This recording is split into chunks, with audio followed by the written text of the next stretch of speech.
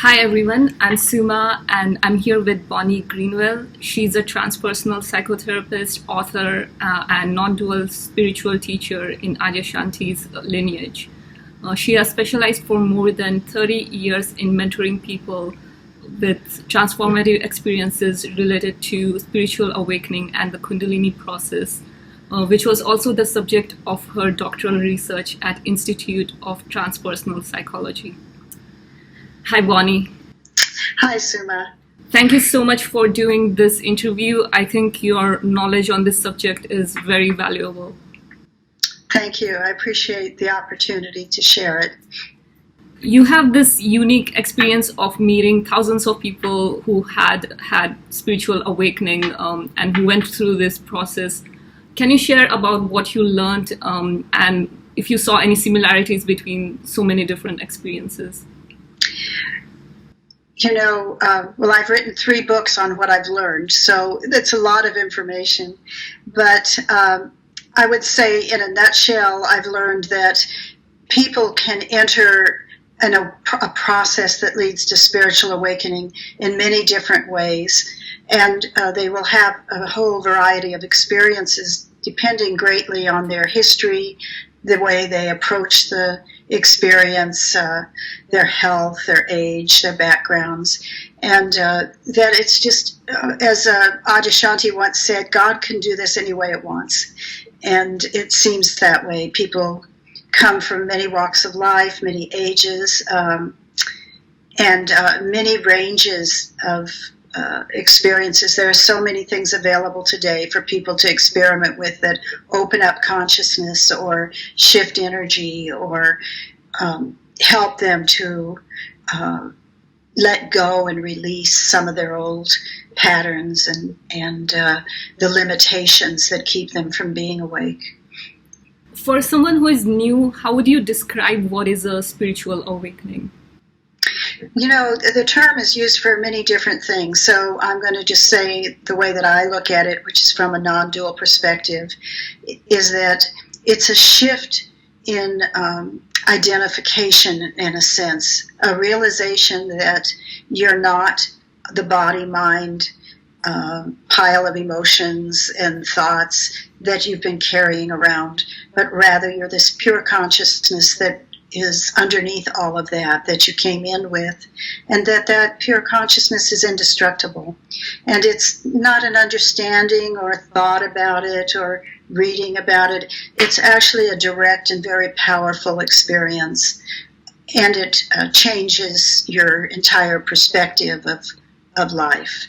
But for most people, if they have these moments of realization, they kind of come and go. So it's not like you have this realization and then everything has changed and you never go back to your old ways of being again. Usually there's glimpses, what they call glimpses, for one reason or another, and somehow you're then thrown back into a whole process of clearing and dealing with a lot of your old patterns and things that haven't released. Then you have to go back and often do a lot of psychological work or continue with a spiritual practice in order to reach a more stable place of realization. Can it be also like one radical moment where it happens, or it's like a gradual thing?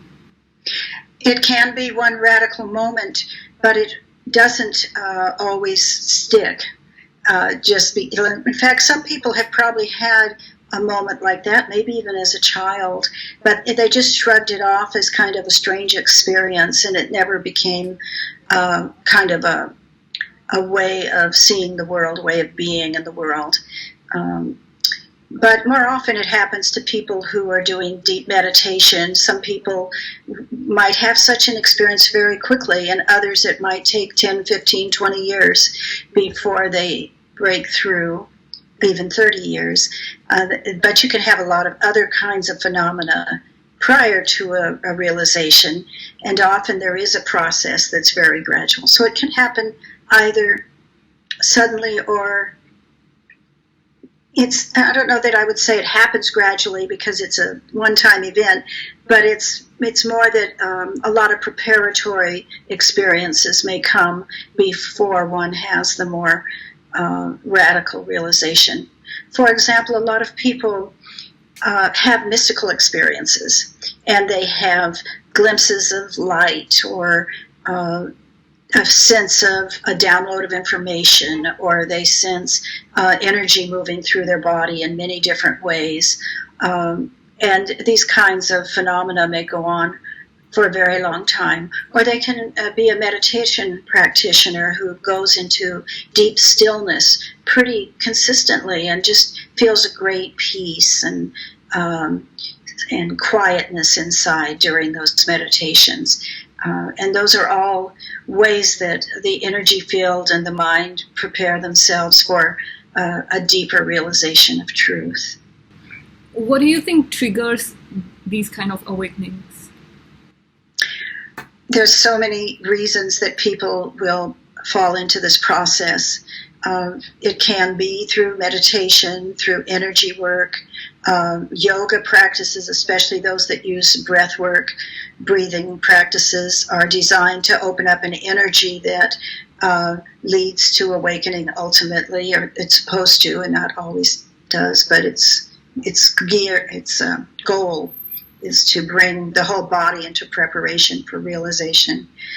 Sometimes an accident or a great trauma or a great emotional condition. I've talked to people who perhaps have lost a child, or they've had some tremendous grief in their life that has opened them up. Sometimes surgery, going into an altered state in surgery is a preliminary initiating event. Using psychedelics, occasionally somebody using psychedelics will open up to a lot of the preliminary experiences, more of the mystical or the, what's interesting is that most of us don't realize how flexible and fluid our consciousness is. And so we think that we are this body carrying this consciousness around. But when we have these unusual, non-ordinary experiences of consciousness, we realize somehow consciousness isn't so contained. So we might have a moment with a psychedelic or in meditation or just even occasionally spontaneously walking down the street where all of a sudden consciousness expands and you get a glimpse of the possibility that it's not contained within the physical body and that it is connected to a broader range of consciousness, and that it can go to different dimensions of experience. And those are preliminary events that kind of warm you up in a sense for this deeper searching for what's it all about? What is this? If my consciousness is that fluid, what is consciousness? What is awareness? What am I? So those kinds of early moments can lead to a deeper search into which an awakening may occur. And many people would call those things, as well as mystical experiences, an awakening, so that the term has been used for many different, as a label for many different kinds of phenomena. But I like to use it just for the sense of the recognition of what we are. And I know you have worked a lot with Kundalini awakening. For people who are new, if you could share what is Kundalini and how it's related to spiritual awakening. Kundalini is your life force, and you may have heard the term prana or chi or ki. Those are our normal energy flows in the body that we can get in touch with in many ways, through martial arts, through healing practices, through meditation, just to become more conscious that we're an energy field. We're a pile of molecules. Bodies are a pile of molecules. We live in a molecular structure that's energetic. And so in India, I use the word Kundalini for this primary energy field because India has come up with the most comprehensive science around it. But it's been known in other cultures. It's known in Qigong. It's known in other spiritual practices. But Kundalini means coiled.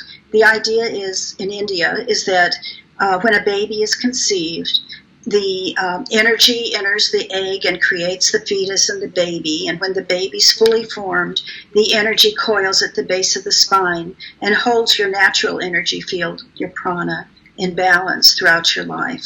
And then when you die, the energy and consciousness unravel and leave the body, which if you've ever sat with somebody that was passing, sometimes you can actually sense that that's happening. So this energy usually in most people stays stable throughout their life. It's a consistent kind of a sense of what your energy is like. But certain practices, or as we mentioned, accidents or challenges in life that make you very, very, very intense and concentrated can cause this energy to move and begin to open up. And the idea is it moves up through the spine, theoretically, in the most optimal way anyway. It would move up through each of the chakras. And as it does so, it creates a transformative aspect to each of those chakras so that you become more... I think of it as a clearing process, that it's clearing issues, it's clearing beliefs, it's clearing positions that you've held, and it's clearing any kind of toxins in the body. If you've had wounds or suffering of some sort, it's trying to release all of that out of the body. The Indians say there's 72,000 lines of energy flow in the body. So from this central channel and these chakras, energy is flowing in all directions. And that's why when somebody opens up Kundalini energy, they can have all kinds of strange energetic experiences. It feels like something else is doing this. You don't feel in control of it at all. But and the energy patterns that release can be tremendously varied. But you usually know it's a Kundalini process. There's usually an initiating event where a person feels, whoa, something just happened. You know, it might be all the way through and you feel like you're electrified. It might be start with just a stirring and an energy up in the heart or the third chakra, which is in the navel area. So you can have many different levels of how much it arises, how long it stays up, what chakras it's working in, many, many different patterns. But you can kind of recognize that it's Kundalini just because of the initiating event and the involuntary movements. And sometimes people wake up at night and they're doing asanas, yoga asanas, when they don't even know what they are, or hand movements, various things like that. So it's a very unique process that doesn't look much like any other kind of illness, or you recognize it. And then it also stirs up a lot of the emotions because it's a clearing process. So it can stir up old patterns, old memories that you've repressed. Unfinished psychological stuff will come up. It can stir up mood swings. It can make you feel much more open and sensitive to everything, so you can pick up feelings that don't even belong to you and feel like you're carrying the weight of the world in your body. It can cause all kinds of strange things in the head when it's trying to move up through the brain, and it can open you up a little bit psychically. So there's many different levels of experience. In my research, what I ended up doing was creating 7 categories of phenomena. And if a person is having experiences in 4 of those categories, I figure it has to be Kundalini. And if they're having profound mystical experiences along with it, then I don't even need the 4 categories. I might say if it's the energy releasing and the mystical experience, it's probably Kundalini. How do you differentiate between Kundalini symptoms and a medical condition? For example, especially when it's happening in brain, it could feel like a stroke or something. One thing I would say, if there's any doubt or any pain or any doubt about it, go and get a medical evaluation. It's not something to ignore. And even if you're really having Kundalini, you can also be having a stroke or heart attack or stomach cancer or something else. So if you have any doubts, get a medical evaluation, and they won't be able to find anything. And so then that can reassure you that, oh, okay, it's just the energy working. I would also say that it's very unwise to press a practice too much if you're feeling uncomfortable, especially with the head, and especially if you're older and you could have a brain, you're more stroke prone because you're over 60 or 70 or something. I would just say don't do a practice that keeps all the energy in your head if your head is feeling uncomfortable. Instead, use your awareness to bring energy down into the heart or into the center of the body or all the way into the earth. Include time for grounding. Don't just lose yourself for days on end in meditation and not take care of your body. That's another big issue. If you don't eat and sleep, you can become what looks like psychotic. Anybody who doesn't sleep for 3 nights is going to have a very confused brain and some perhaps things that look psychotic. So those are the kind of things that get most people in trouble, is overdoing it, overdoing a practice, overdoing drugs, or using drugs after this process is opened, or not sleeping and not eating, not being in a good place to take care of yourself. Also, it seems like not all Kundalini activation lead to a full rising of Kundalini. That's true. And why do you think the process of rising, full rising of Kundalini, kind of significant? Why is it significant? Yeah, and what to let it raise all the way? Yeah. Well, because first of all, if you raise Kundalini energy and it's stuck in some other chakra, you're going to be very uncomfortable. It's like you feel like it's trying to work through blocks, but usually it'll stop moving because either you're preoccupied with some other activity in the world, you're not following what needs to be done to help strengthen you and get you through it. Maybe it's psychological work, maybe it's your diet, maybe you're still drinking, things like that. But you won't experience, it's a stage of, you're not going to experience realization if it doesn't go through all the way. You're going to be stuck. You might have a heart opening, which can feel wonderful, and sometimes it just starts with a heart opening, and you feel love, and that can work and be okay, but it's not the same as self-realization. But it can be a wonderful and satisfying experience. So sometimes people just stabilize where they are because it feels good.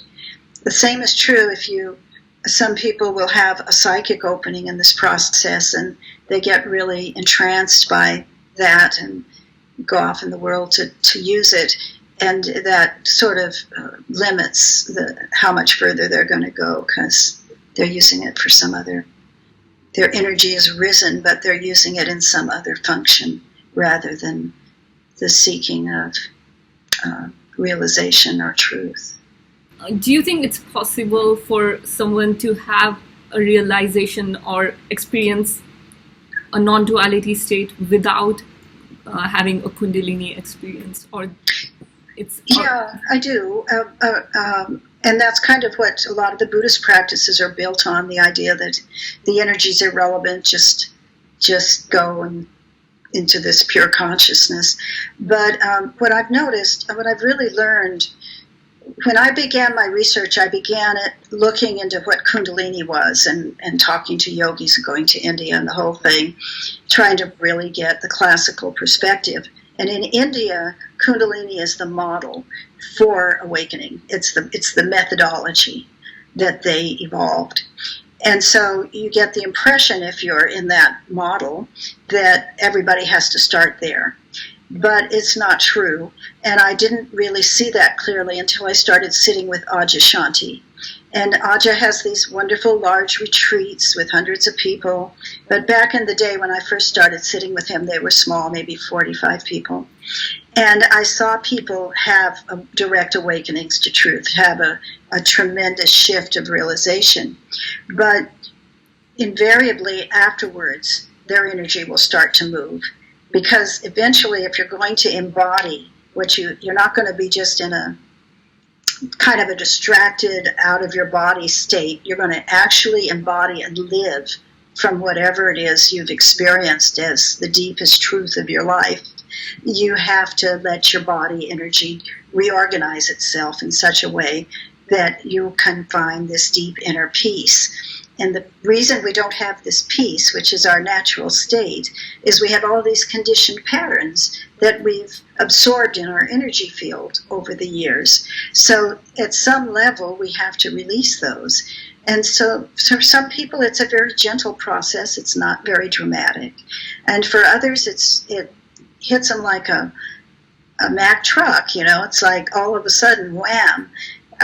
They were in this great, peaceful, open presence, and then when they were meditating, and they realized they got a glimpse, and then a few weeks later or a few days later, they feel like they wake up in the middle of the night as if they're electrified, and they don't know why if they're in a system that doesn't recognize Kundalini. It's very traumatic for people who are told that it's a mistake, or perhaps they're mentally ill, or it shouldn't be happening, because it does happen.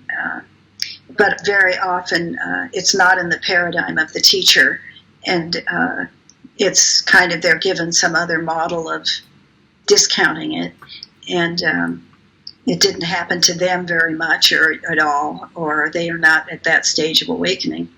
So it's challenging for people. I hear from people all over the world who have been alone in this process, even though they were in a spiritual community. And it seems like the energy activation, it's usually bottom to up, and not up from top to bottom. It's usually from the base of the spine up, but it can also be a descent of grace. Christians sometimes feel an initial energy experience that way. Also, sometimes the first energetic experience is with the heart, with a strong devotional person. It might be that way. And some say it starts with the big toe.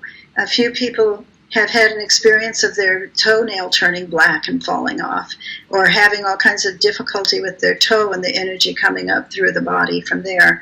I can't explain why all that is that way. Those are just some of the reports I've heard and things I've read about in the classical literature. So there's many ways that the energy in your body starts moving. But even if there's a downward flow of grace, I believe that what that initiates ultimately, eventually, your own life force arising to meet it. So you might feel more encased in love and blessed when you have this downward experience. But for the transformation to happen, your own energy has to get processed in some way so that your whole energy flow can be reorganized. So that can vary greatly, again, in how you feel it. The system of Aurobindo's yoga, which was called integral yoga, is designed to encourage a downward flow of grace. That was his model. So there's many different kinds of yoga out there. I mean, it seems like the one from bottom to top, it's a lot more fierce than top to bottom. Yes, absolutely. Yeah.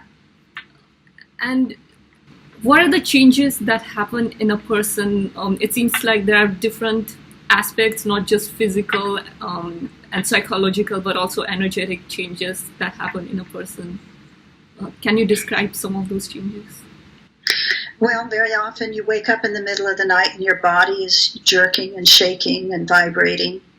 Very often your energy and your senses become more acute. So it becomes much harder to go in big box stores or be in a harsh environment. It's almost like your radar is just way out there and you're picking up everything. You can have heat, feeling of heat flashes. You can have a lot of heat in your hands and your feet. You can hear inner sound in one or another ear. And sometimes inner sounds in your head, like the humming of bees or kettle drums. Sometimes people will hear sacred music, or I've talked to people who felt they've started to hear Sanskrit chanting and they don't even know what it is until they find themselves going to a kirtan where they recognize the music. So it's as if it can open up. I think it can open up areas. The yogis would say we have many brain centers we don't use. We only use a very small part of our brain. Western medicine acknowledges that too. And that the energy, when it rises in the head, it opens up different brain centers. So you can have other events happening that are more unusual, psychic, or seeing lights, or seeing formulas. Strange things can happen, a lot of unusual. But all of this is temporary and it passes. It's not like a permanent condition you're got burdened with forever. It's the more you can just be curious, it's interesting rather than frightened, and just let it move through, the more easily the process goes for you. It's just surrendering and saying, oh, wow, this is wild. I didn't know this could happen. And just letting it move on. Not get attached to it, not resist it, not make a story about it, that something's wrong. Sometimes you need to become much more quiet, much more, and make changes in your life. If your life isn't very functional, you're in a stressful or difficult place, you sometimes need to make major changes in your work and relationships because they're toxic for you. Clarity, when you get more clarity about your what's true for your humanness, not just your spiritual being. It's not an escape from the humanness. It's a disidentification with it, but then a realignment with what's authentic in your life. So the energy can do just strange things. I remember one time, half of my face went into bliss. I mean, it was strange, just really strange things. Another time, for myself, I woke up in the morning and I couldn't move my waist. I couldn't turn over. And so I just laid there for a while, and eventually it came back alive. So I asked a doctor that I happened to be going to a workshop a few weeks later, and I said, is there any illness in which your waist becomes numb? And he said he didn't know of any. So I just let it go. Never happened again.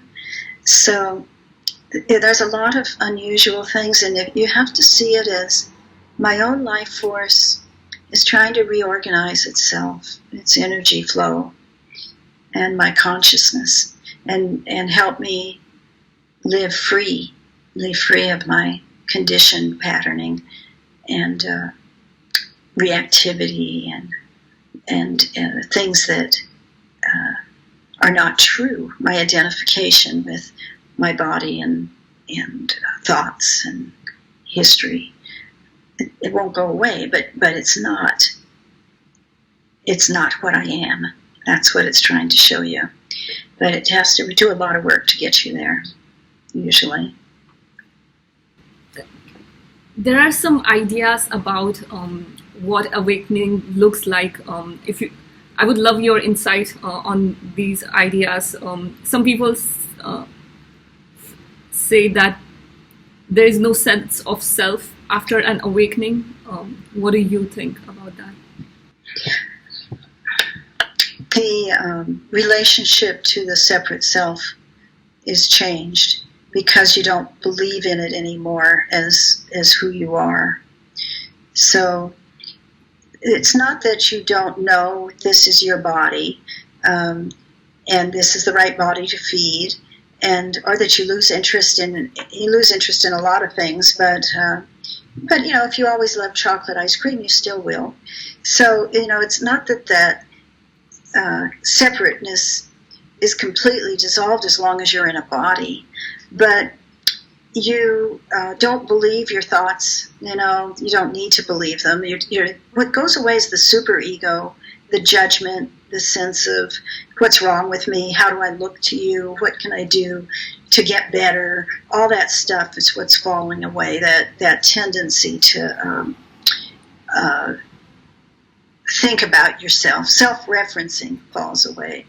And there can be certainly moments of feeling there's no me. There's no, I don't really care about anything because there's nobody here who cares. It's not that you don't care, it's that the one that used to run your life isn't there anymore. So there's a need after an awakening. Some people have called it being a baby Buddha.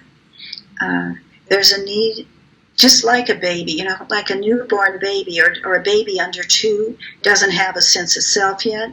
That's why we love them so much. We look at them and they're just this radiant, reaching out into the world, curious, open, but they're not identified yet. When they start doing that at age 2, we don't like it very much. We get into the terrible 2s and the no's and the self-identifying. So this is kind of like that. It's like all that things we've identified with are irrelevant.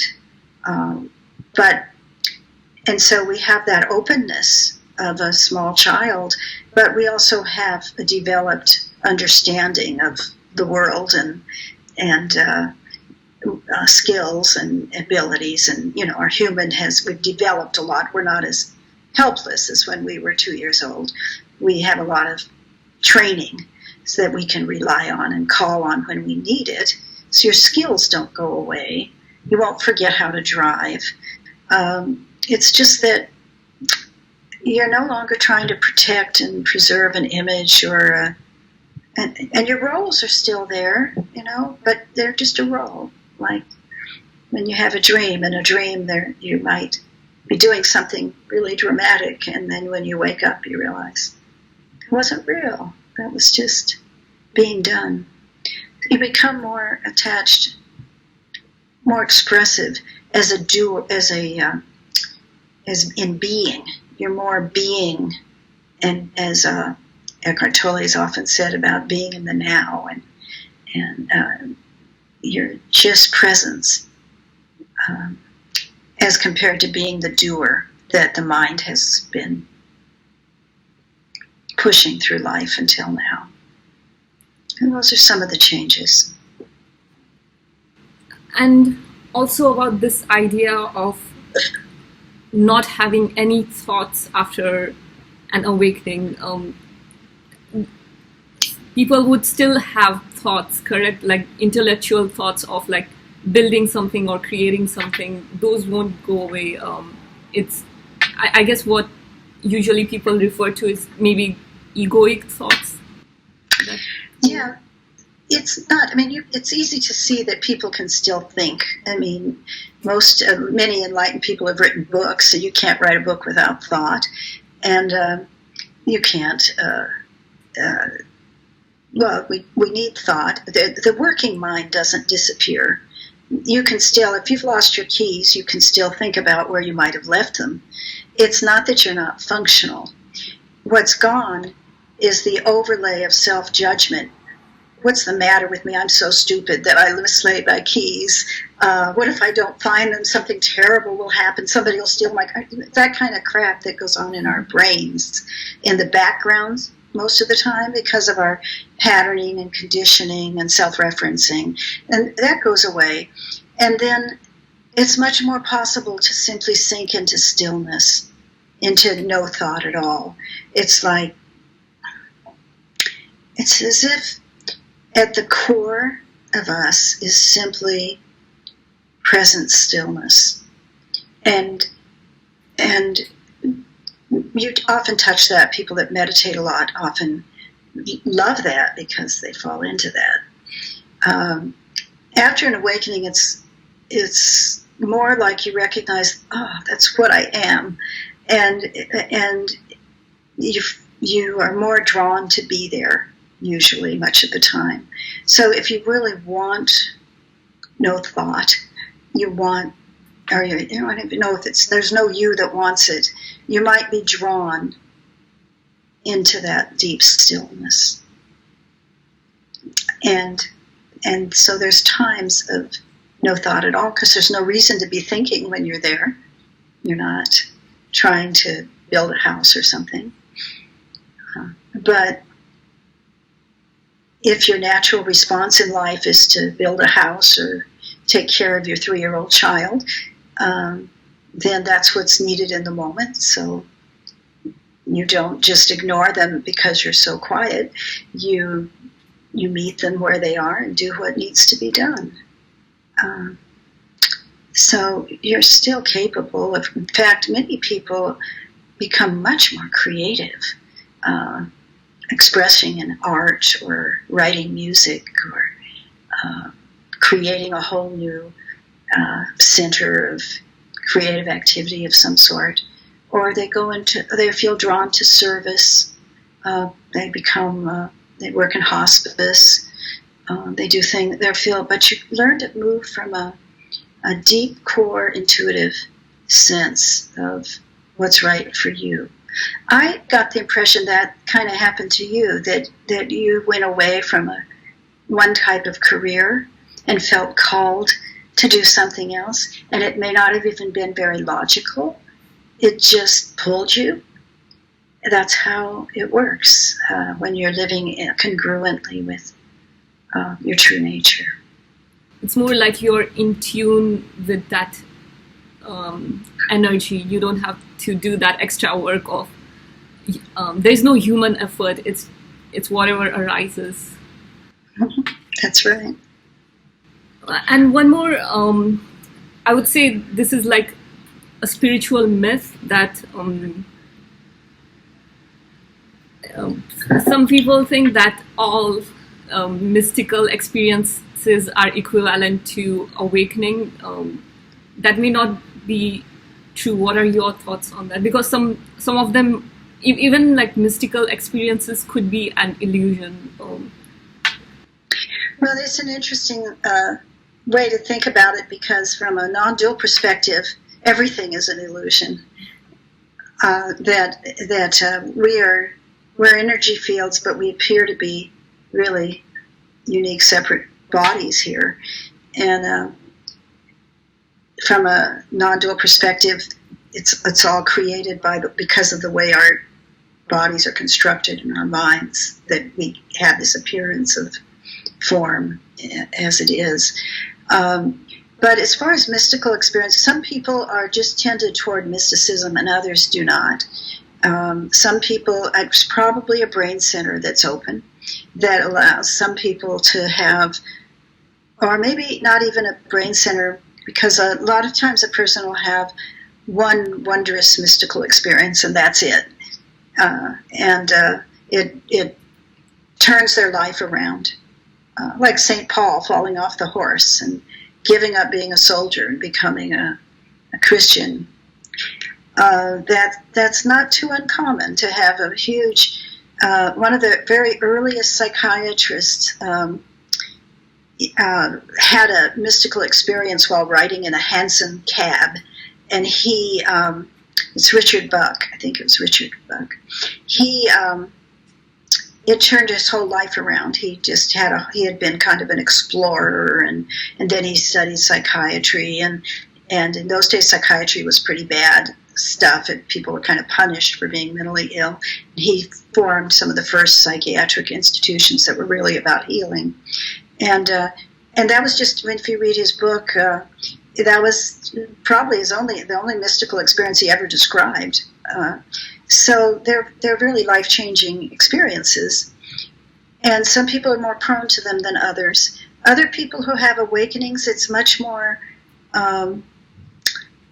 just a deep realization of truth and a transformation of who they are. But they find they're not, and they might regret it, but they don't have great visitations or light or things like that so much. But most people will have some expansion, some experience of an expanded consciousness, of just, it may not have any content. It may just be everything is love, or everything is light, or I am everything. I don't know whether to call that a mystical experience or not. Often they've been associated more with visions and stuff like that. And again, if those happen, they don't happen very often. And the delusion people have is that, I had a couple of mystical experiences. There must be one that is so big that I'll then be enlightened. So they spend all their time trying to get to that next experience. And it's not really what enlightenment is about. I'm wondering if I have it. There's a wonderful quote by Ramana Maharshi I was looking at the other day, and he says there's nowhere to go. It's all right here. Everything is right here, and what you are is here. So it's not about expanding into another world. But those experiences do sometimes keep one going on the spiritual path. But at some point you recognize, that's not it. I'm missing something. And then you go a little deeper inside yourself.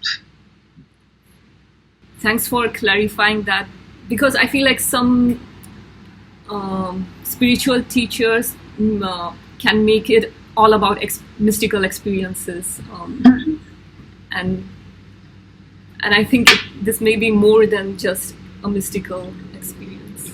Oh, definitely it is. And I also wanted to ask you about, this is mostly talked related to Kundalini awakening, about the spirits. Some people could develop psychic powers or spiritual powers during this process. Do you think this is like a distraction from the ultimate liberation, or because in olden days some teachers would gauge someone's spiritual growth based on how many spiritual powers you have? Yes. Whereas there are some other teachers who say that not to focus on that because it's just a distraction. I know in some lineages that might be an intention, or at least a way of getting people interested in the practices. Usually the mystical powers, the psychic powers and the siddhis in yoga, they don't really come from meditation. They come from very rigorously practiced yoga patterns, yoga practices that most Westerners wouldn't want to bother with. Many hours of developing some little piece of the psyche that can do something new. But I do run into people that have had psychic openings. It's not uncommon in a spiritual awakening.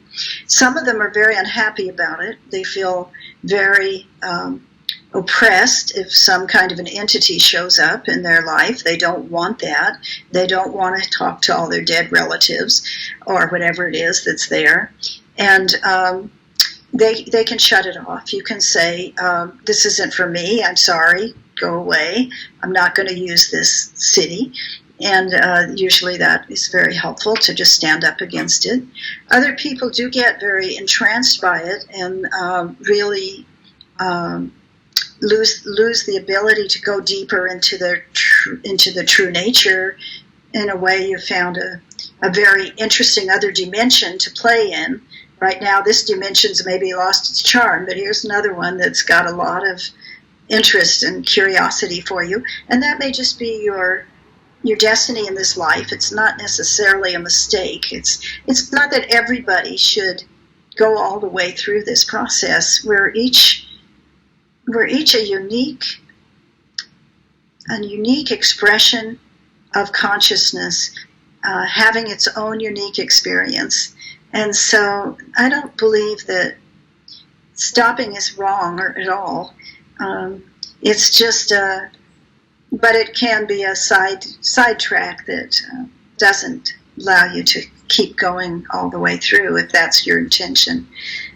And other people, I've known other people that they just live with the psychic stuff. They're still more concerned about the spiritual opening, but every once in a while a psychic event occurs. They may, a lot of times that's true for teachers, they might have a visitation from a student that's dying or a relative, and they work with that, but it's not an intention. It's not like I'm going to become a psychic. I'm going to identify with that. I'm going to make a living doing this. That really does get in the way usually. And let me say one other thing. It's easy to stop anywhere along the way because sometimes you're very happy with whatever it is you're having. If you're having a mystical experience, or every time you use a drug you're going into this wonderful expansion, or you're having an interesting time with the psychic world, it's very easy to stop just because the mind gets very interested in what's going on and wants to explore it more deeply.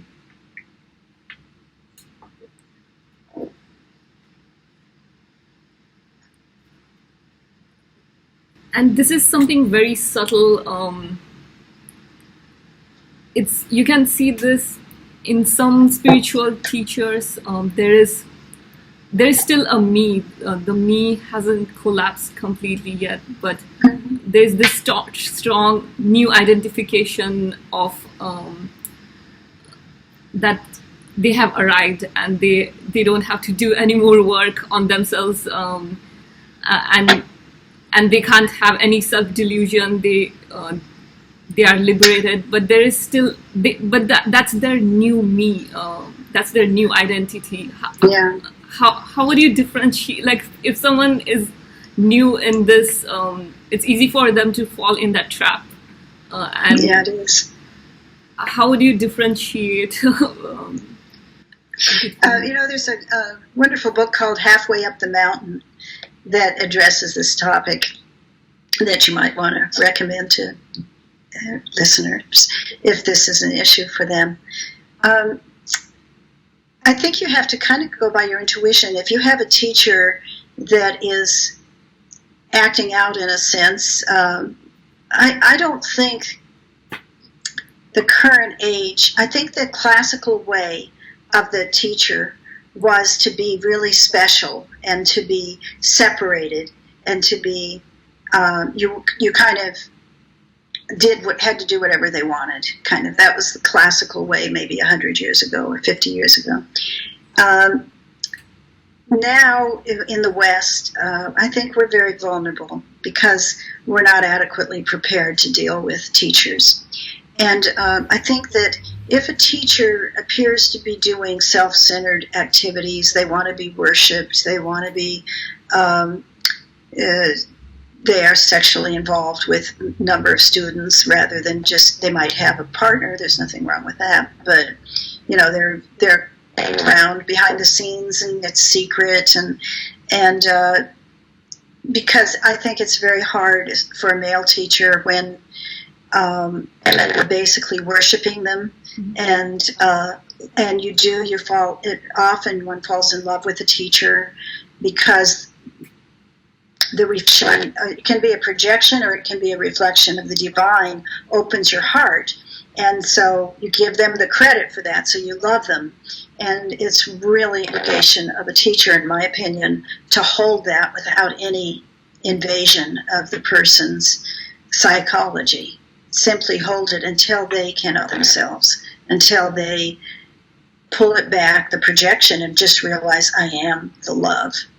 I don't need you to give it to me. But it's very, very hard, especially, I think, for the men who have come out of other cultures where women are not so forthcoming sexually, and they've lived a life of celibacy or being very protected, and they don't. They get overwhelmed by the adoration and the availability women in their communities. So I think that's a really sad thing when that happens, because it short circuits the woman's spiritual practice. It becomes about him. So I think you just use your intuition, and you have to use your discrimination when you're in a spiritual community, and be willing to see the side of the teacher. And even the best teachers will have some shadow sides, but some of them are more destructive than others. Some of them are just old habits, they're not doing anything really wrong. They're just kind of grumpy or something. But others are probably not good for the health of the students. And I just think it's changing. The West, because of people waking up in the West, the whole model is changing. It's becoming more like a friendship, or egalitarian, you might say. I think that's the right word. I think that we're going to see different kinds of teaching that isn't so about anyone being special. It's like in the Sufi tradition. It's having the spiritual friend. And also now, because of the internet, you can find out a lot more easily if a teacher doesn't have best intentions. It's easy to find it out. You probably can, yeah. I wanted your insight on this spiritual myth about some people have this idea that all awakenings are blissful experiences, and all awakenings are like positive feelings and everything. But that may not be the case most of the time. Not most of the time, but sometimes that might not be the case. What do you think? I think again, I remember that I said that awakening is this realization of I am not this separate self, this vast consciousness. So usually there's a blissful response to that in the body, usually good. But what gets challenging later is that it's more like the aftermath that becomes a problem. Sometimes it's just sort of because you feel unnerved, like, wait a minute, I'm really attached to myself. I'm not going to give that up. I don't want to know this. But, and actually in that case, it doesn't have any impact. You don't go any further with it. But most people, they have these wonderful experiences, realization, but then the personal work kicks in. And that's when they start feeling like they're suffering. It's like they don't want to deal with remembering their sexual abuse. And they don't want to feel separate. It's hard to feel that you don't fit in anymore to your culture because a lot of interests fall away. So if you used to hang out in a nightclub or with people that you just can change so much. You don't want to be with your old friends, or you're not interested in their long stories anymore. And that's very disheartening because you feel like you've lost all your friends, or you have to be bored out of your mind at night if you go there, and you don't want to drink anymore perhaps, and everybody else drinks. So depending on what culture you're in and who you hang out with, that can be an issue.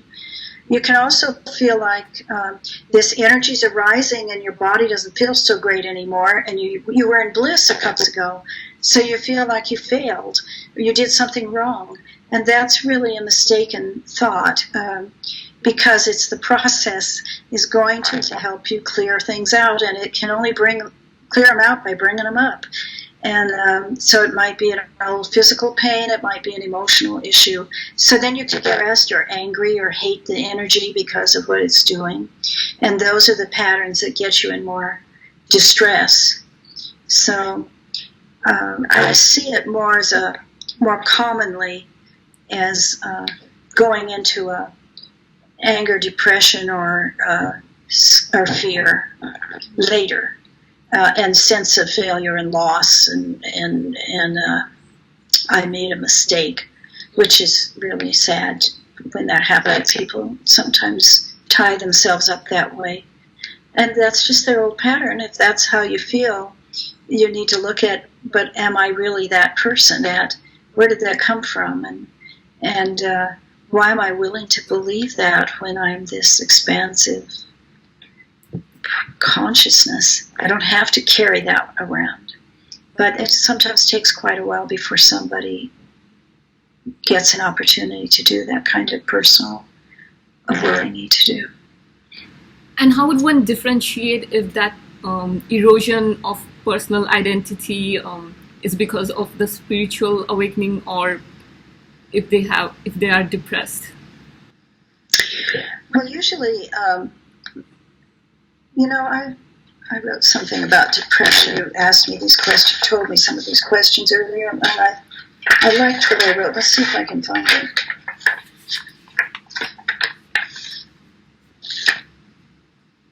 Yeah.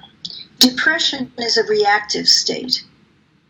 It may be reactive to life events, or to thought about yourself and others, or to chemical imbalances, or to your diet. You're not eating well, you're not sleeping. And so to me, depression is a sense of feeling helpless and ineffective. It's a sense of overwhelm, of your can't do what you want, get what you want, in my opinion, if it's not a biochemical thing, which it sometimes is. And so you can go into terrible, terrible empty places with depression, and that's not the same as the emptiness of awakening. If it is, it's like usually when a person is entangled that way, they haven't had an awakening. They haven't been in a spiritual life, so to speak. They haven't been longing for truth or God. They've just been struggling to make their life work, struggling to keep a relationship together, struggling to feel okay about themselves because they were raised in a conditioned pattern that made them feel inadequate and ineffective. So there's really a lot of difference usually in the history and maybe the biochemistry or the life, what's happened in life of somebody that gets really depressed. So that emptiness to me is, it's also a loss of self, but it's not a conscious loss of self that you can feel free, because it would be nice if you could, because you could say, oh, I'm not any of that anyway, so I'm free. I can do whatever I want. But it doesn't happen that way. The energies are very heavy. It's like you've walked into a very heavy, dank, dreary energy field. And the emptiness of an awakening is not like that. It's much more, it's like dropping all your burdens. It's like there's no me here who's carrying all those bills and all those problems. They're all irrelevant. And it doesn't mean you won't come back and take care of them eventually. It just means, in the sense of freedom, it's a wondrous feeling. It's like, oh, I'm just this beautiful wearing presence that enjoy these beautiful trees. I'm just not her that has all the headaches and problems. It's a wonderful feeling. So there's quite a bit of difference in the energetic field in awakening versus depression. It's very interesting that with spiritual growth, usually in mainstream, the ideas are that you get blissful experience, you get this. It's all about gaining, but it's actually about losing a lot of stuff. You got it. Absolutely right. Absolutely right. So your core nature is blissful. And so you're not going out to get it and grab it. Yeah. You are stripping down until you feel, sense it. And, yeah. In your book, you have also talked about this, I had it and I lost it syndrome. Can you share about that? Is it possible to lose an awakening? Oh, sure. I think a lot of times, I think in my own life that I didn't exactly lose it, but I certainly dropped it for a long time. I think that a lot of times people will have a glimpse, maybe when they're 19. One friend of mine was just walking down the street, and everything fell away for a few moments, and it was a wondrous experience. And then she got busy doing her life and her work and her kids and all those things, and it was that, she came back into a deeper, started a meditation practice, and then it reignited. So a lot of times I've met a lot of who had drug experiences with LSD back in the 60s, and they had some great expansions when they were 18, 19, 20, and then maybe realized because they were wandering the streets half naked or dancing and singing in a way that made everybody think they were crazy, and then that traumatized them, so they didn't want to study spirituality anymore because it looked pretty dangerous if you could end up in the hospital. So they, went to school, graduate school. Some of them are psychologists now, and so you can certainly it can fall away because you're just too busy with other things, not ready. But it primes you, in a sense. So a lot of times, there's an interesting book called Collision with the Infinite by a woman who'd been a TM practitioner for many years, a teacher in TM. And then she stopped and she was having her life. And then she was starting to step on a bus, and suddenly her whole sense of self fell away. And she thought she'd lost her mind because nobody had ever told her about this in TM. And so she wrote a book about it. Her name is Suzanne Siegel, Collision with the Infinite. So she didn't have, it took her a long time to find somebody that understood what had happened and could help her get it in context. So yes, you can definitely lose it. And if you have had a deep spiritual experience and you really want to nurture it, you have to keep fidelity to it. That's Ajah in his book Empty Distancing talks about fidelity to the truth. You have to keep consciously being willing your life back into line with the deepest truth you've known. And that way you can deepen and eventually make it begin to have a perspective that comes much more consistently from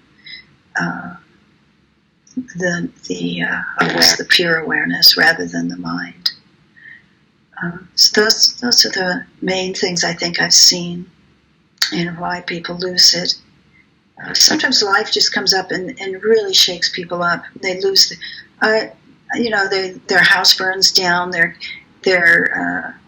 husband leaves them unexpectedly, their job, they get fired, and they're really just busy cleaning up, dealing with courts, job hunting and things like that, and they often feel like they've lost it.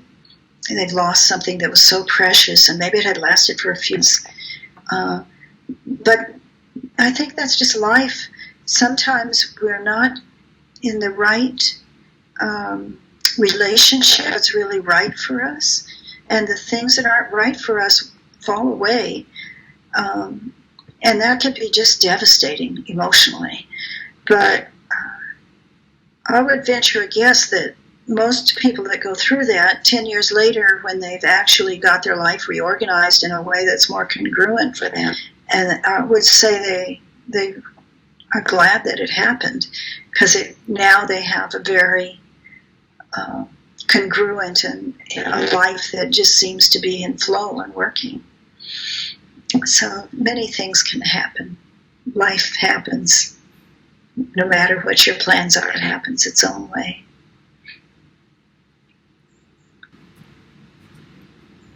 Does while you were mentioning about the perspective, does the witnessing continue after the me falls away? Would there still be a Bonnie's perspective happening even after the me collapses?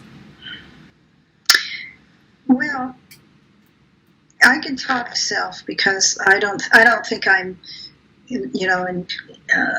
liberated so that I never have any me stuff. But what happens is that, like, I can get a little riled up over politics, but there's another part of me that knows that's just the old pattern of wanting to vent steam over something my mind thought wasn't the ideal thing to be doing. And so the other part of me can kind of laugh at it and just let it happen without being alarmed by it or feeling I've lost anything. So for me, there's kind of a duality in the sense that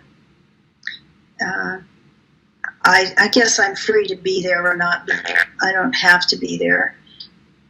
The thing that pulls me in the most is when my kids have a problem. And so not so much in my own life, but it's like I have 3 adult children and their families, and so I can get a little distressed at times about something going on that I wish was happening. Again, that's the key. There's always a part of us that wants things the way we think they should be. We don't want other lives, other people's, to be doing this that we don't think they should do, or to be harmed in some way. We have in our mind, I know the right thing, everything should be.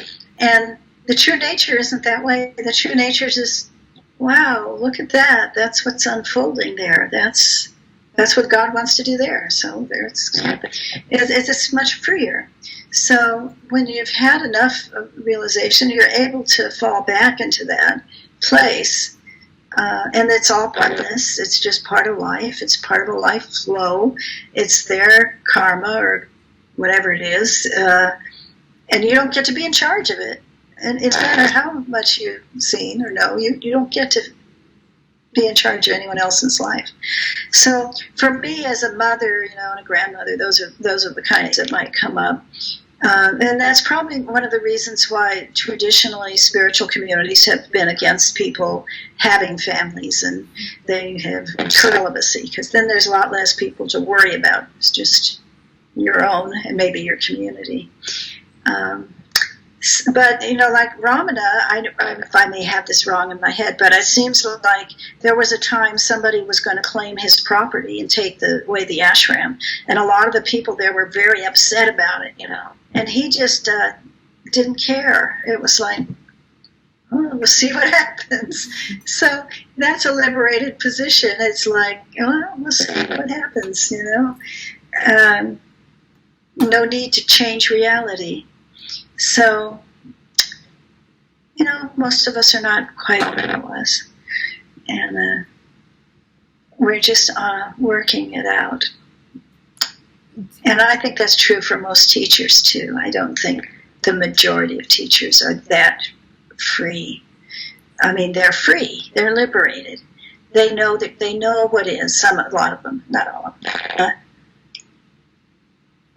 And I've heard, they're wonderful, and they have a lot to offer, but they may sometimes fall into personal reactions briefly, but they don't take it serious. It's like, it's okay. And feelings happen. I asked Baba Haridas once about that, because he had made a talk and said something about your feelings. I said, how can that be that you don't have any feelings? And he said, it's not that feelings don't arise. They move through. You just don't hold on to them. And I think that's true. And there's many stories of lamas and spiritual teachers, who lost a loved one, and there was emotion. And there's nothing wrong with human emotion. And then completed itself and carried around. The story goes away. This shouldn't be happening. It's not okay that way. So there is no identification. It arises and goes, arises. Yeah. It's like, that's sad. You'll miss someone maybe. There's really very little fear of death after an awakening, because realize this consciousness can't go anywhere. It's not really going to die. The body will, but and the personal stuff, the personal me, we've already kind of seen that. So it's not so scary to think about dying or somebody else dying. There's a sense that their essence has simply gone into the whole. That's kind of how it feels. Although in many traditions too, there's a belief how that happens. There's reincarnation of whatever is left of the. If you haven't awakened, if you haven't cleared it all out, there's a tendency for those patterns to reincarnate in some form, or for somebody to have to incarnate them. I'm not sure. I don't know how that works. It's another one of those things we can have theories and believe it. We really can't know for a fact how that all unfolds.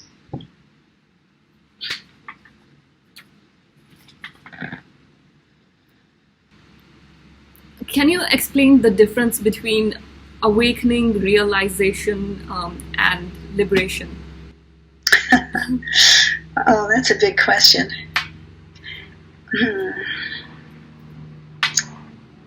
Well,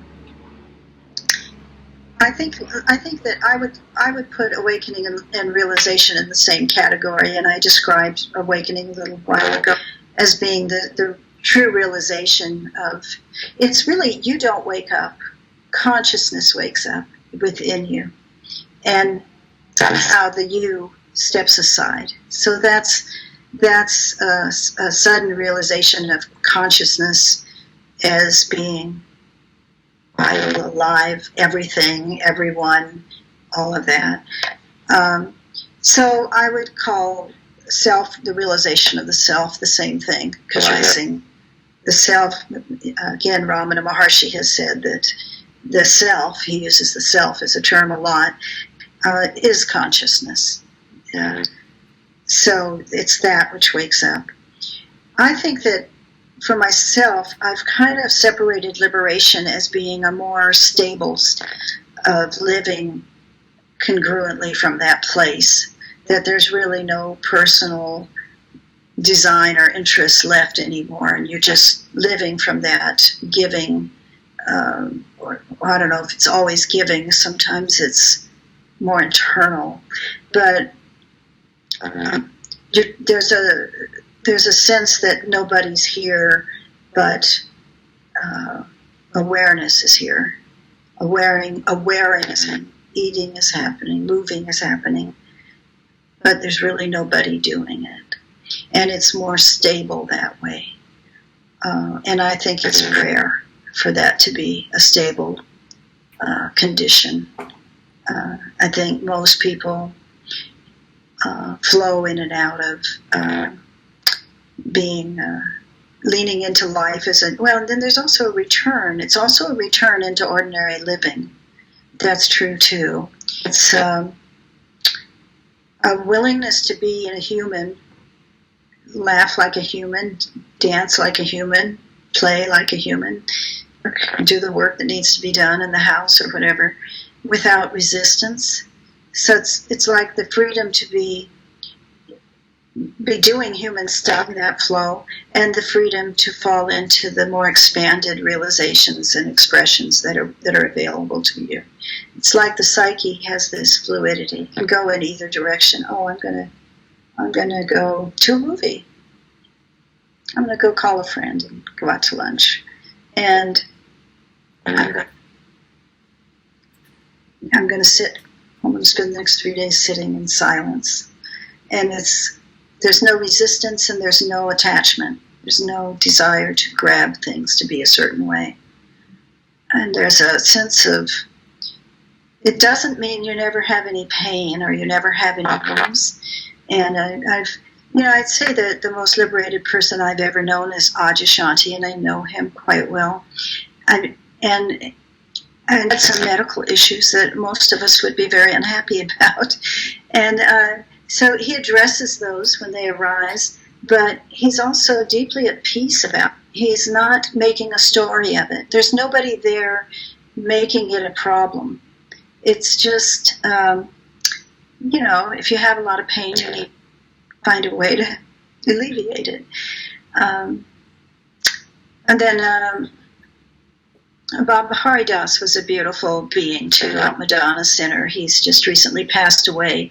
Baba Haridas was the guru in Ram Dass's book, Be Here Now, the guru who always wrote on a chart. He was silent. He never spoke. And he was brought to California many years ago by a group of students, and they set up a beautiful ashram in California called Mount Madonna Center. And he was the heart of it, really, but his students really became very strong yogis. And he was just amazing. I mean, he was really a guru, a classical guru, but and he had tremendous insight. But he loved babies. If you brought a child to him, the child would crawl up in his lap, and he'd just light up.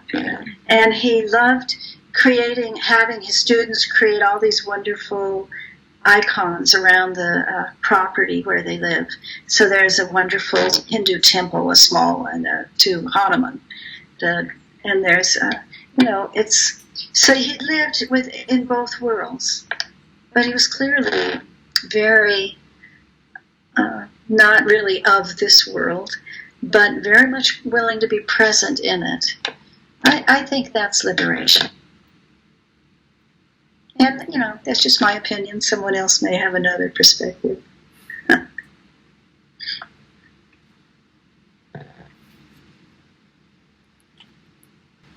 Do you think when something like that happens,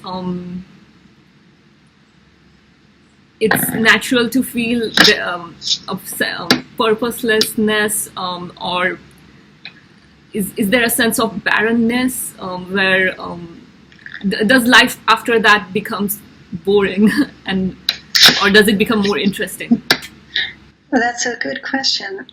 Usually there's a state where somebody has experienced the lack of, first of all, the drive will fall away. Your drive will fall away. And the mind gets very alarmed about that. And if this having a sense of meaning has been important to you, it will feel like you've lost something. The mind will interpret it that way. And if you fall into emptiness and you're seeing it, you're seeing emptiness, emptiness is kind of the idea that everything is primarily because we tell it so, we give it a name.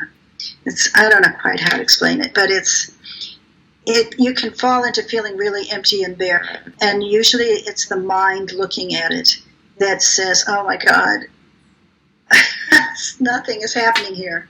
I don't have anything. There's no me life. Life is meaningless. And it's a very, very painful place. And St. John of the Cross wrote about it, I can't remember the title of his book, but it's a classic book in the literature about it. And it's a stage. One of the ways to address it is to become the emptiness, to recognize this pure awareing presence as we are. And once we fall into that, we surrender into that beingness, then the littlest things become more wondrous. Looking at a field of flowers is enough. You don't have to go out and have a great adventure in a nightclub. Having a conversation with your grandchild is enough. You don't have to be meeting the Dalai Lama. It's the true nature is just happy being. Its nature is happiness. Its nature is curiosity, in a sense, or willingness to be present with whatever's arising. But for a long time, most people will be more of the mind hasn't really changed enough to let it fall into that other experience of being. And they're afraid of it. It looks empty to the mind. It looks meaningless. And in a sense, it is meaningless, but it's not purposeless. It's coming from there allows life to move through you and manifest in some new way that you may not have ever thought of, that is just happening. You're not attached to it, and you're not resistant to it. You're just flowing into it. And so it's a different way of being. And it often takes quite a while to reach that place, to really let go enough to let that come alive in you. That's been my observation. There's not much talked about life after awakening. And do you think there is like a long orientation phase that it takes time for mind to adapt to live without habits? I think there is, and I've actually written a nice book about that called The End of Your World, that addresses a lot of the issues that come up. And my book, The Awakening Guide, also addresses some of them. Because usually you've had an awakening, but somewhere you feel like you've lost it because you fall back into a conditioned pattern. You get in a rage. Mm-hmm. It happened to me once. I got in a rage when somebody called from the phone company about changing my phone. You know how those go. You get very upset. And I fell back into an old resistance of, leave me alone. I don't want your phone. Stop talking to me. And got very angry, and then later what usually happens is you fall into these places, and then later on you say, oh my God, I really got angled. I can really see that. And then the next stage is right in the middle of it. You say to some other part of you goes, what am I doing for? I am really entangled in this thing, and it has no meaning. Why am I bothering? And so you stop right cold, right in the middle. And the third stage is you see something coming at you that you know will usually trigger you, and you say, why bother? Why would I let go of my freedom to be entangled in that?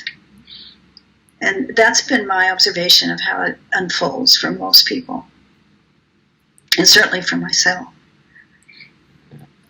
And one more thing that happens, I wanted to ask you about, is the memory changes and rewiring of the brain that happens after awakening. Can you share a little more on that? Well, I think that a lot of people do have memory problems at times, and what they call a foggy brain.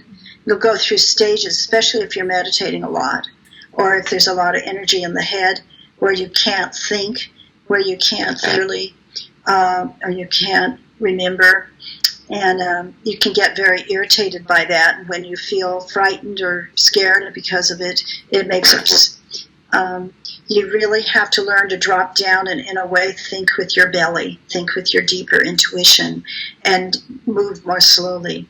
But what I've noticed, and I've noticed this, and I'm going to use Adya as an example again because I've watched him for many years. At some point in time, the mind becomes much more clear. And there's a precision in how he thinks. Now, I'm getting old, and I can't say that my mind is more sharp or not, because I'm still, when you get older, you often have little memory gaps. And so, and Adya has said always he had a memory problem. He's never had a good memory. But my goodness, when he's zeroing in on something, he's got clarity. And one of the things he said is that, it's not like you carry around remembering things, but what you need to know in the moment arises. And so, in a sense, it's saying, don't worry about it. If you need it, it'll show up. And I guess I found that too. And it's really learning to come from a different part of yourself, from the part that's not dependent on the thought process, that's more in either the heart or the belly, more leaning in. How do I move to this? And without attachment. The mind's job seems to be to divide everything up. Is it this way or that way? good or bad, right or wrong, male or female, light or dark, do I like it or hate it? That's what brains do. Living from an awakened place doesn't do that. It's, It's, how do I respond to this uniquely right now? What does it need right now? It's more like that. It's a different way of flowing in the world on a good day when you're awake. That's not that, I don't think most awakened people are that way all of it, but and maybe that's why they don't need memory, because that's true. You don't really need the kind of academic memory that you've had before. It's more, but the data's still there. It has appeared. There's an interesting researcher. His name is Andrew Newberg. He's a neurologist, a medical neurologist, and he wrote a book called God in the Brain, and he's written other ones that I never remember the title of that are more current. But he and a partner have done a lot of research, people who've had awakenings, and they say one of the things they said is that the brain becomes more balanced, and that most of us are either more left-brained or right, and that the brain, it becomes more balanced energetically if you look at those patterns they do of the brain in somebody who's had an awakening. So since you have a scientific background, that might be really interesting to you, and you might even want to interview him someday. His website is just Andrew Newberg, MD, I believe, .org, like that. I'll definitely check it out. It's very fascinating. Yeah, I think you would find it interesting.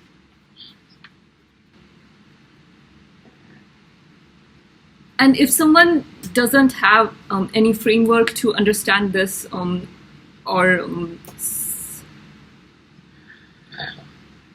they were never exposed to this before an awakening happens, how does this whole thing look like? You may have interviewed some people like that. Sure, many. It can be very frightening. It's very scary when your body's doing things that you have no control over and you don't know why. So if you might be afraid that you're ill or losing your mind, and if you've had sexual abuse or physical abuse in your past, it may re-trigger the trauma, because that was also an invasion of your body, and this can feel like an invasion.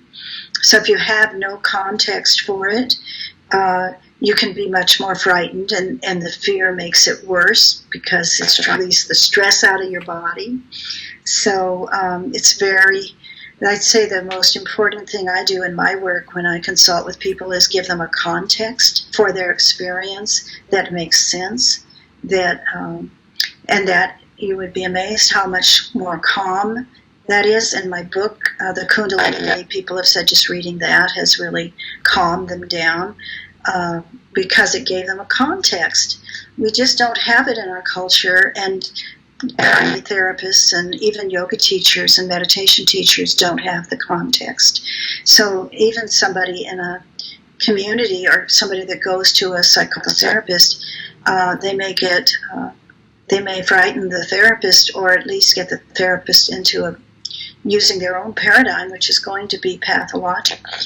Until recent years, almost every reference to spirituality in the diagnostic manual for therapists was considered pathological.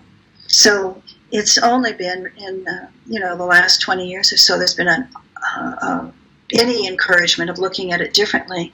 And traditionally, therapists are not trained to think about spiritual issues at all. I hope that'll change in the future. But there's a lot of information on my websites, on the KundaliniGuide.com and AwakeningGuide.com about these things as a beginning to get a context. And books have annotated bibliographies in the back that include a lot of other books of people describing their own experiences, descriptions of how this is considered in India, and various references. So if somebody wants to really get a practical, grounded knowledge of what this is all about, that's a place they can go. as well as Adyashanti's website. He's very good at helping people understand what awakening. He doesn't talk about Kundalini much, or energy, but he really is good at helping people understand the impact of awakening. So those are some of the resources I'm most familiar with. There's also an organization called ACISTE, ACISTE.org, and I think that stands for something like the American Center for the Integrated Spiritually Transformative Experiences.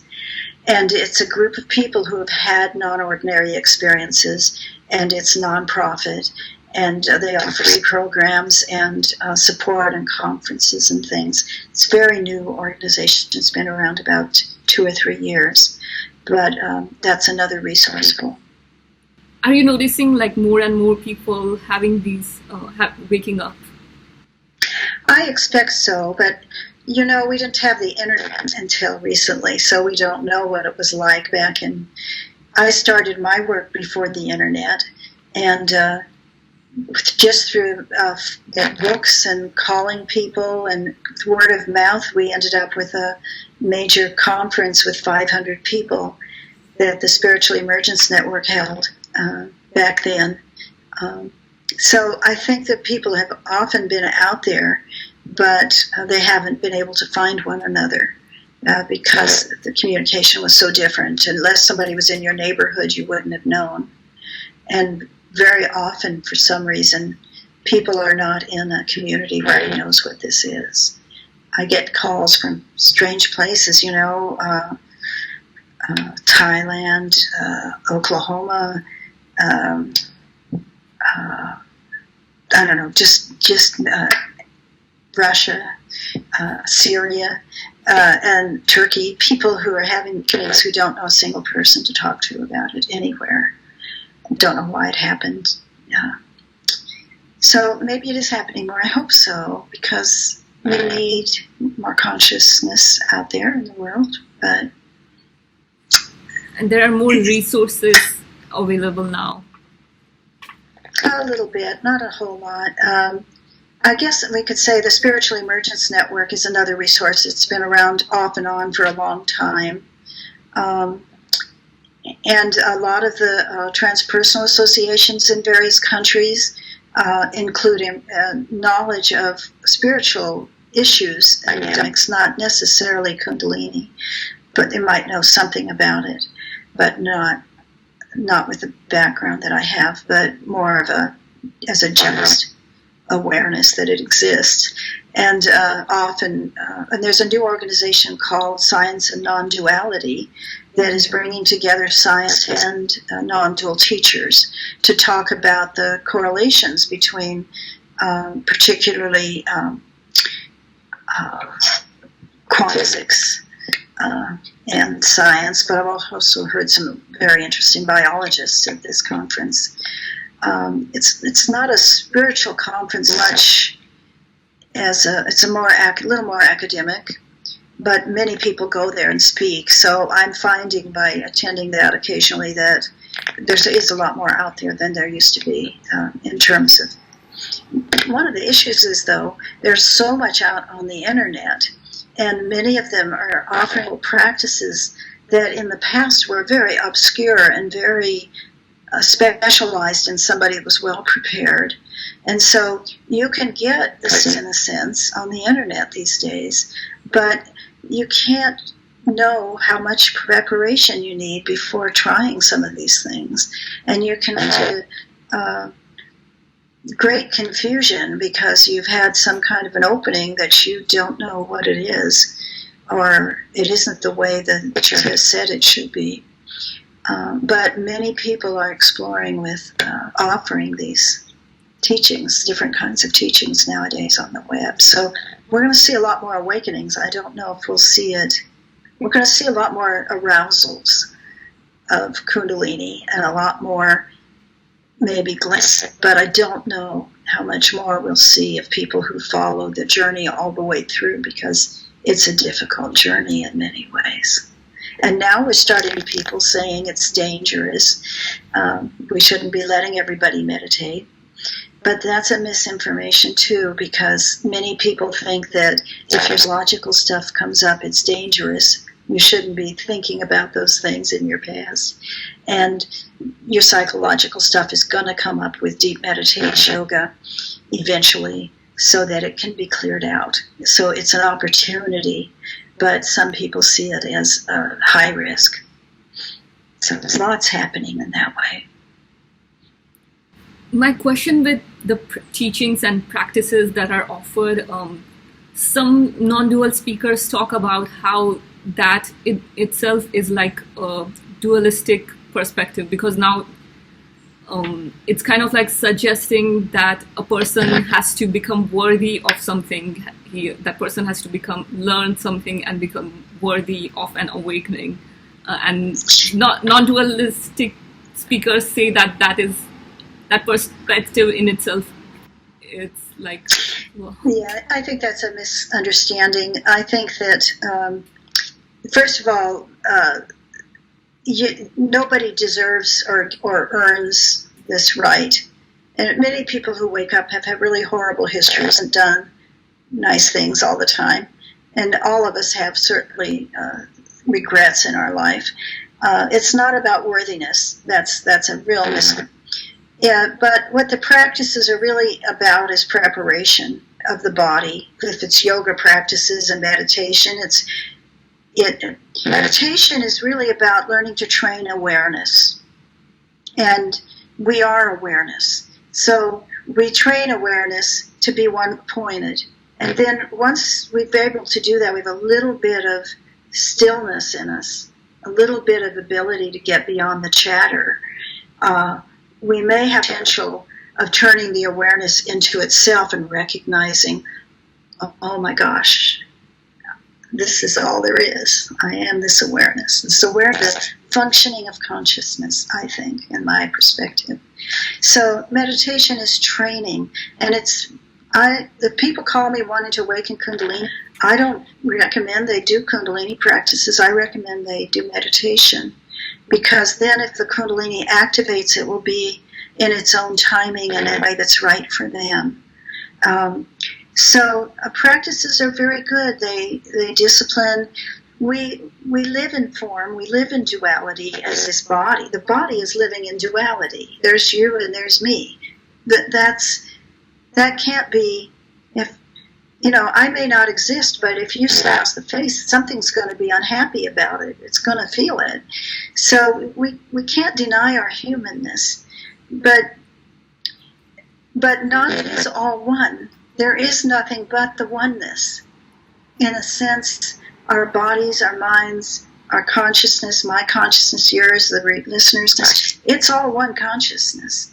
It's either consciousness in form, your form, my form, their form, or it's consciousness without form, which is all there is.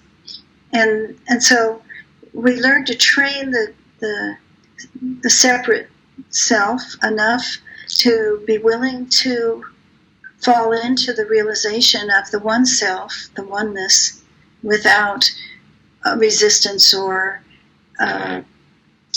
it's just a training to get there. But sometimes it happens spontaneously, and some people get so addicted to being at the practice, they never break through to the realization of nothingness or vastness or whatever you want to call it.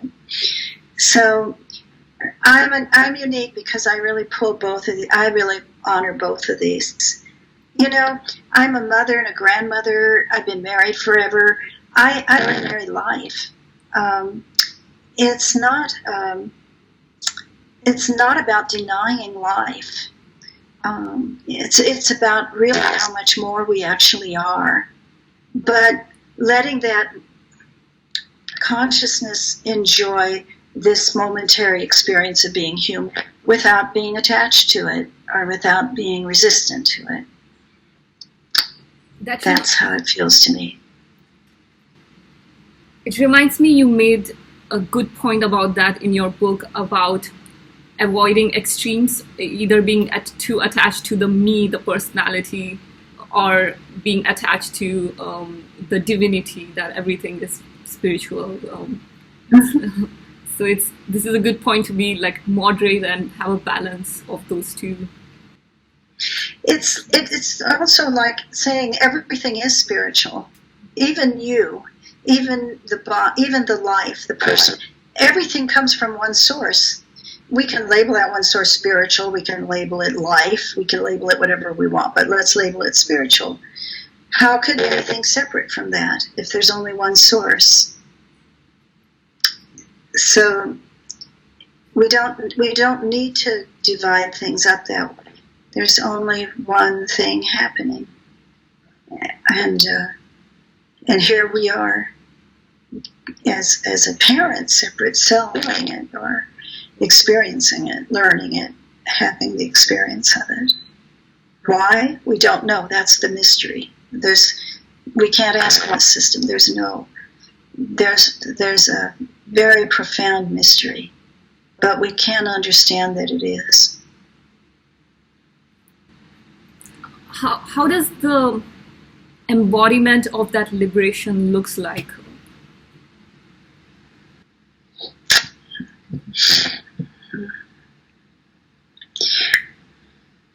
Well, I think it looks pretty ordinary. I would guess the Dalai Lama is liberated. I mean, he strives to look ordinary, although he's actually a master teacher. But he's a good example. His country has suffered such terrible loss and pain and horrible, horrible stuff. And yet he says he's about love. And he's not, that's unusual. He's not getting even. He's not bitter. He's not raging. That to me, that's what liberation looks like. Looks like acceptance of what is and doing the best you can to be of service in a way that is congruent for his fault. He's got a role, right? He was given a role from the time he was a little child. So he's fulfilling that role. I think that we don't always recognize liberated people because sometimes their roles are very simple and quiet, and they're, in a little monastery somewhere as the cook, or they're, doing their raisonly and working in hospice, or they're, people feel different call. The way the universe is different. We each have a unique way the universe uses us. And I think it's just being open to that. And for some people, it's being very silent, withdrawn. Ramana sat in a cave for 15 years before he got involved with teaching and being with students. It's following a very strong sense of the right expression for you at the moment. And when it changes, follow it. And it seems like it's not as if you reach a certain stage and then it's all done. There is like a continuous unfolding of liberation. I don't know about that. I mean, I think liberation is an interior shift that if it's liberation, it's probably pretty stable. But the unveiling of truth is never done. And I think one of the times that Adya was asked that question, he said, how can it be done? We're talking about the int. And I think that says it in a nutshell, that you might always be awareness may always be having a new experience of what everything is about, either in this dimension or whatever other ones, that there's not an ending of the expression and the experience, but there's a stabilizing of the interior sense of living beingness rather than doing, living from living free of your conditioning, your conditioned self, and attachments, living free of your attachments to that. And that's my perspective. And how does this look like at a mass level, where if it happens to more and more people, would you think it would stabilize the world in a certain way? Well, I think that's a long way in coming. I think a lot of people go to football games than go to meditation retreats. So I think we need to not get too inflated with the idea that we're changing the world. But I do think that everybody who goes through the process of clearing their own consciousness so that it's free has impact on the universal consciousness. I think when Buddha woke up, he said, "When I woke up, the world woke up." That we're each carrying part of the collective psyche. And if we're willing to work through our own pain and resistance and anger and patterns that may have been in our family for generations, we are clearing that out of the collective psyche so that it doesn't have to be reborn, ignited. So over the long term, and there are people like Teilhard de Chardin who really thought that this was an evolutionary process that was changing the human psyche. It was changing humans as much as the move from being a species in the water to coming on land, or an animal to being a human, changed it. And so he had a great vision that was the potentiality awakening. And I think that Gopi Krishna shared that too. So there's been several people that say that. I don't want it to happen anytime soon, but I think that it's beautiful if it will. I think we need more presence, awareness in the world. And we can't get it until people are giving up their ideation of getting even or being willing to kill for what you think is right and all of that. It just isn't going to happen until people know how to communicate with respect and love for the human condition rather than being personally driven to get my own, get my beliefs on top of yours, get my position.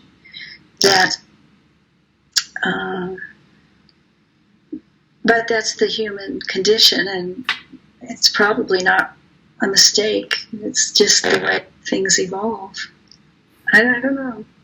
It's fun to speculate, but I don't think anybody can say they actually know. They can only have an intuitive, felt sense of what might happen.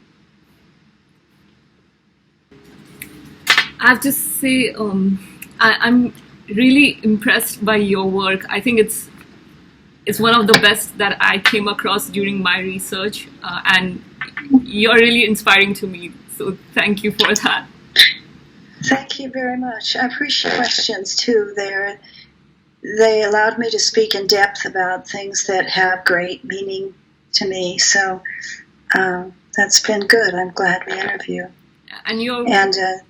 Sorry, go ahead. I just do want to say for your listeners that my websites have a lot of information, and if they do consulting with people, there's a fee for that. But I limit it a little bit because of time and my age. But if they want to contact me, the way to do it is through the websites, through the contacts on the websites. And usually I'll send people a questionnaire to fill out, and then we do a net consultation. If they want some general guidance about their process, or to talk about what they need or what's where they're going, something like that, or what happened. So that's available. And my most recent book is the one that you just mentioned, the When Spirit Sleeps, Navigating the Process of Spiritual Awakening. But there's a couple others that are on Amazon that are little guides, the Awakening Guide and the Kundalini Guide. So, and your website I'm trying to get as much out as I can, while I'm here, because I have spent so many years of my life exploring this and listening to other people, and so I want to leave something behind. So I always appreciate the chance to be interviewed and to encourage people.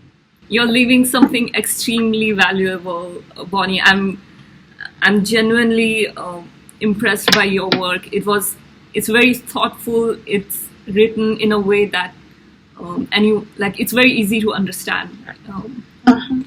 So yeah, thank you, and thank you for your work too. And your website is KundaliniGuide.com. Is that the I name? have two websites, KundaliniGuide.com and AwakeningGuide.com. So the one is mostly about Kundalini process and how to deal with all of that and why you have it, what to do with it. The Awakening Guide is more about encouraging people to wake up, in a sense, and to understand the coming and going. This, I've got it, I've lost it, to get a better feeling for what awakening is, at least from my perspective and observation. So that they're not so confused when things start shifting and changing. So the websites and the books are both uses I've found. People have told me that.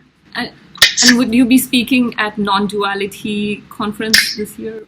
Yes, I will be speaking at Non-Dual conferences. We're only given about 15 or 20 minutes to talk, so I can't usually say much, but I'd be happy if people are listening to you to meet me, to introduce themselves and tell me they heard this talk, and just get acquainted.